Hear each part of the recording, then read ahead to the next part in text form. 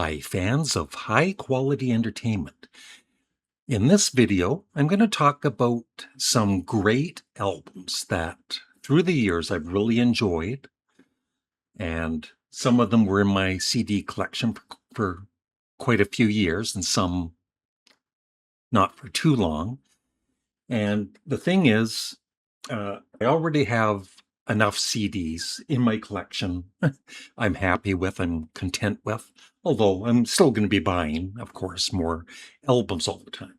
But there's just a limit of CDs that I need. Uh, I just realized this as I get older.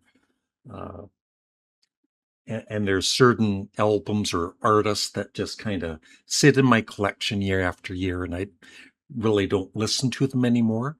Not that I don't like them, but I'm going to show you 12 great albums that I decided to part with because I just knew I was kind of done with them. I've either listened to them enough or I just don't have the time to listen to them because there's other albums that I love more that I want to listen to. So here we go. First up is the great band Spooky Tooth. I did at one point have their box set of all of their early albums, and it was a great listen. I really enjoyed it. I think my favorite of the albums was Spooky 2, and I played it uh, quite a few times in maybe 2 years. And then after that, I just never really listened to them much anymore. But still, it's a great band, a great album. They have more than one great album, of course, but there's other artists I would rather listen to. So they were out of my CD collection. Next up, Iron Butterfly In-A-Gadda-Da-Vida. Once again, I had the box set of all of their early albums, and I enjoyed the listen, getting to know some of the albums I'd never heard before. But still, my favorite is In-A-Gadda-Da-Vida, and not just the song. I enjoyed side one with the shorter songs too. Uh, yeah, and there was just a point where I stopped listening to the albums in the box set, even In-A-Gadda-Da-Vida. I would maybe at some point like to get just the album In-A-Gadda-Da-Vida at some point, but still, I think they were a underrated band, and I enjoyed listening to their early albums. Next up.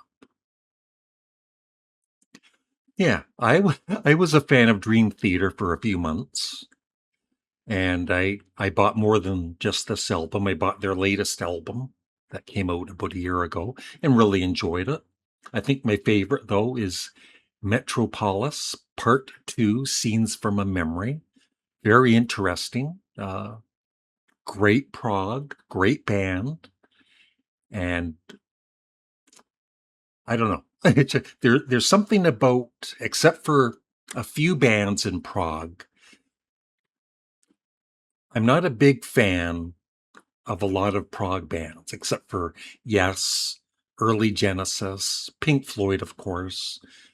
Uh, there's just other music I would rather listen to. But anyway, I enjoyed my few months that I had Dream Theater in my life.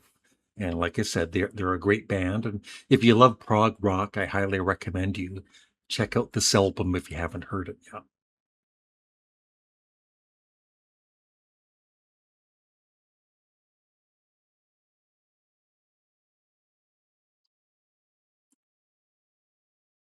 Next up.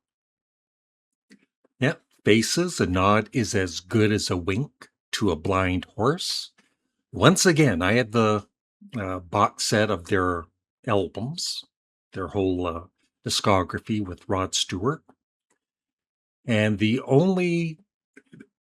other albums were good, but my favorite is A Nod is as Good as a Wink to a Blind Horse. And the thing is, I never really played the other albums in the box set. So once again, at some point, I would like to get just this album on CD. And I know there's going to be people saying, Larry, just don't sell anything, just keep everything. If I had done this, if I had done that in the past 30 years or whatever, I would have way, way, way too many CDs. I am happy with the small amount of CDs I have in my collection. Maybe 700 or so. That's enough. Next up. Yeah. Pretty Things Parachute. I also had, I had to look it up. I forgot the name of it. SF Sorrow, which was good. But my favorite album of theirs was Parachute. I also bought the albums after that, a couple of the albums after Parachute, and I never really liked those. But Parachute is excellent pop rock, has a Beatles uh, quality to it, and it was recorded at Abbey Road Studios. And it's a very good album. I played it many times, but there was just a point when I was kind of done with it. I'd heard it enough, and I know that I don't need to listen to it again. So it's out of my collection, but still a very good band and a great album, Parachute.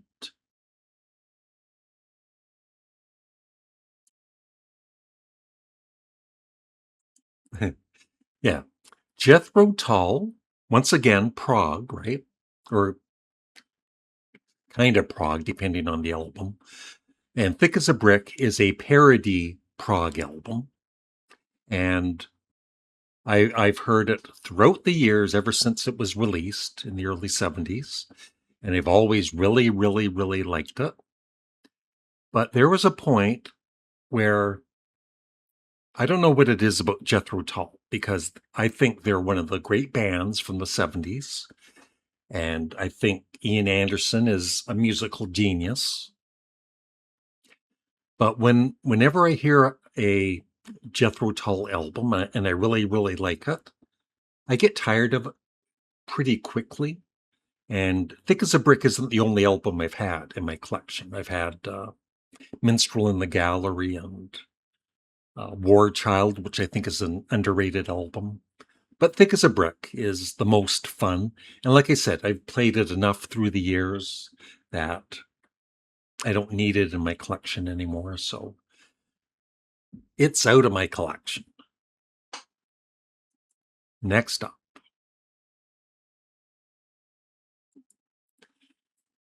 Yeah. Paul Weller.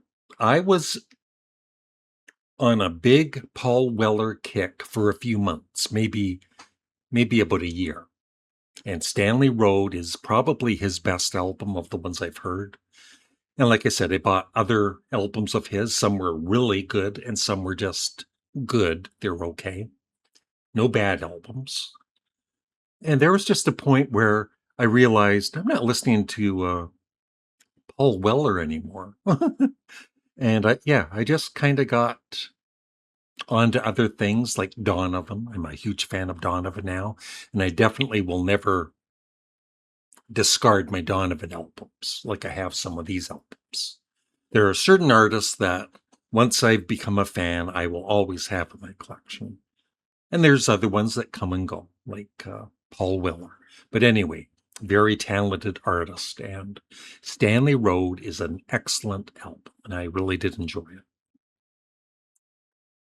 Next up, yeah, The Undertones. I love all of their albums with Fergal Sharkey. And I do have a 2 CD compilation of all of their great music. But of their studio albums, I think Positive Touch was my favorite. But their albums would sit in my collection year after year after year. And I know the albums very well, and I would just never have the urge to play them. But I enjoyed my time with the Undertones. And like I said, I do have the 2 CD compilation, which I might play once every 3 years or so. Next up. Yes, the sensational Alex Harvey Band. I've talked about them on my channels many times throughout the years.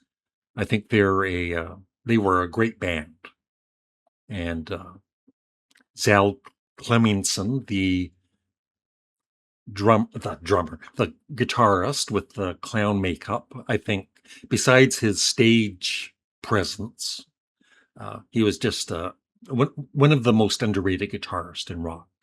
And of course, Alex Harvey is great on vocals.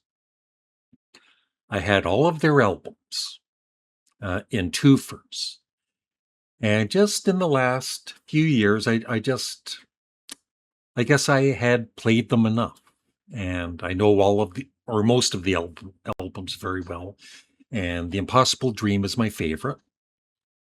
But I just never listened to the band anymore. So they were out of my collection. But I will always respect and love the sensational Alex Harvey Band.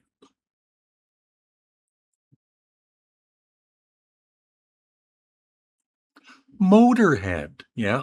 Ace of Spades, that album was in my collection for probably over 10 years. And I played it a lot back in the day. And then, like I said, through the years, I would play it less and less. And and I did have other Motorhead albums, not too many, but maybe two or three other ones. And Motorhead is just awesome. But I just knew I wouldn't be playing it anymore. I had heard it enough. So no more Motorhead in my collection.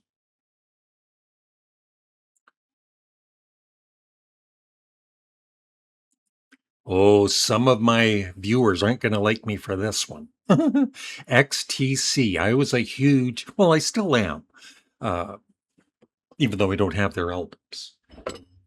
But I had all of their early albums, and my favorite is Black Sea. And I just played that so much, especially on vinyl back in the 80s. And then I got it on CD along with their other albums, and I just wouldn't play them very much. I was on to other bands and other albums, but they are a great band. And I do have the Dukes of Stratosphere, all of their all of the music that they recorded on their two albums in a two CD thingy. One or two more to go here. One more. All right. This is Steven Wilson. Hand Cannot Erase. What a fantastic album. Amazing production. I played this a lot. And I bought other Steven Wilson albums. I like some of them more than others. I even bought Porcupine Tree albums, but I never got into those albums. But I did like More Than This album by Steven Wilson. And once again, there was just a point where I never played Steven Wilson anymore. And then it would just, those albums would sit in my collection for the last couple of years. And so I finally decided to sell them and get other music. And that's what I do. When I do sell albums, and you don't get that much money for them, right? But I get either buy other new albums or other used albums that I'm interested in. And that's always going to happen. And it always has in my CD collection. Some great artists come and go. And then some of them will never go. Sparks, Blue Oyster Cult, Ween, Donovan, like I mentioned, early Elvis Costello. But even some albums like Frank Zappa, there were some of his albums that would sit in my collection year after year, and I finally sold them. But I'm still a big fan of Frank Zappa overall, and I've got about 25 of his albums. So that is it. I would love your thoughts on all of this. And do you do the same thing I do, or do you just keep everything? And I've seen other YouTube channels, and they've got like thousands of either vinyl records or thousands of CDs, and that would drive me insane. I don't want that many CDs. Like I said, the amount I have now, 700, 800, that's more than enough for me. There's enough great music for me to listen to. That's it. Have a great day. Please remember to like the video and leave a comment below. Bye.